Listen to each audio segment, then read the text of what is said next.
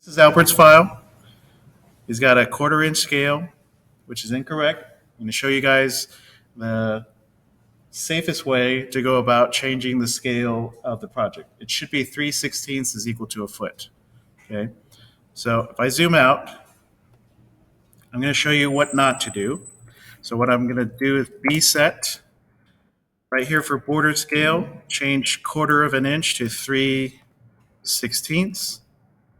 Update, and this is what will happen. Okay. We are now currently using the correct scale, but look what happened. All of our drawings are just they've been left there, and we have to move everything into place. It's very tedious, and you're highly likely to make a mistake. I'm going to undo that. Okay, so here we are, right back to where we started, incorrect scale. Okay, what I'm going to do instead, I want you to go ahead and delete these reference points. I'm going to make a big selection window from left to right to fully encompass each reference point. All right. I'm going to click there and they'll be dashed. You can go ahead and delete those. Okay. You can delete it one at a time if you want, but I like to make big, huge selection windows like that, left to right. I'm going to delete this guy too. And I'm going to delete this one here too. And just in case, I'm also going to delete that one there too. Okay. Identify those now, and it will make it easier for you later. If you accidentally leave those reference points like that, change your borders, you will definitely lose those little reference points. And every time you go to create those new reference points, you won't be able to get a new primary one and a correct secondary one. Okay. So now I'm going to type in VSET, change my scale to the proper scale. 3/16 is equal to a foot. Update, insert.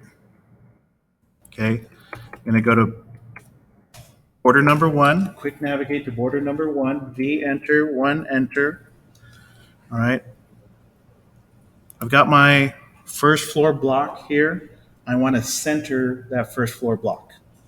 So I'm going to type in CTR.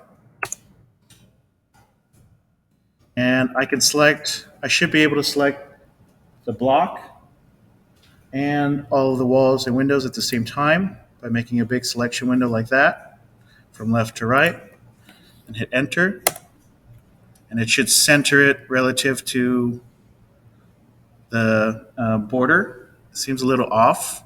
We can try that again. CTR. And I just want to get this stuff. Hit enter. There we go. Now that's perfectly centered. I want to move this little design summary. Remember, if you select from left to right, making a big enough window like that, it'll only select everything that's fully encompassed by that selection window. Okay? Versus me going right to left like that. If I do that, it'll select part of my first floor block as well. Okay, so I'm going to select this summary, move from this endpoint, and it goes all the way up in the top corner, just like that. Now, I'm going to type in REF, okay, for my reference points. I'm going to zoom in. I'm going to hold Alt, and I want to get that endpoint right there. And if you did it right, this will be P1, primary reference point 1. Right? If you did it wrong and you're getting an S1 or a P2, that means you still have a reference point floating around somewhere that you forgot to delete or you didn't see it and it escaped you. So, can you find it? Like, search for it? Like, filter through things. I don't know how to filter in structure very well. I can find it by looking very, very carefully. Okay. I have So pretty you just good, have to- yeah. It's pretty meticulous. That's why I'm recommending you guys do it this way to fix your files. Otherwise, if you're not too far along yet, start over. I know like at least 2 of you are a little too far to start over. Okay. So as long as you get all the references, you can recreate starting from Yes. So we want to make sure that our reference point in border number 1 is in the correct place, which means centering this block and even the walls and openings that are within that block, the frame cut structure stuff. Once we get this reference point in place, by holding Alt and clicking that endpoint, that reference point will produce secondary reference points in every single border, meaning now I can take these polylines here, move them, and I want to move it from this corner to that reference point endpoint. And I also want to move this guy from that corner to, I think he's going to go here.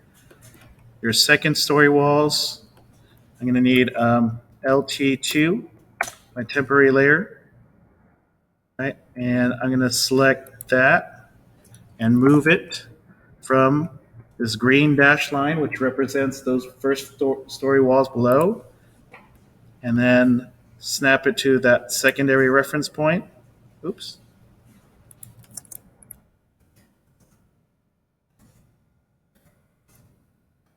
And then come in and grab all of this, all of your walls and openings as well. Albert's a little bit ahead, so you two won't have these walls yet. But Albert, you'll have to carefully move these. What you want to do is make sure you don't select any of the OCC logo, any of this text that says revision or job details or anything like that. And as best as you can, just select those things. I guess that works. So I'm going to move those walls now relative to where it should go on this block. Looks like it goes right there. And I think we're recovered now. Okay, so that's the meticulous job you need to do to get the correct scale going after the fact. Okay, any questions? Even if we get, like, say we did primary and secondary, we remove all the secondary and all the primary ones, we can go back to primary. Yeah. And recreate. If I understand you correctly, yeah. If you delete all your old reference points and successfully get all of them, when you do REF, as long as you have no reference points there, you will be able to create a new primary one. Now, if you already have a primary one somewhere and you need a second reference point on a different border, it is possible to have more than one primary reference point in a project. That's a little bit more advanced, and we're not going to cover that. But in a small job like this, you will have a primary one and a secondary one. Those two are linked together because of the one. Once you start to see a P2 and an S2, those two are linked to themselves. Okay? Any other questions? I wish you luck.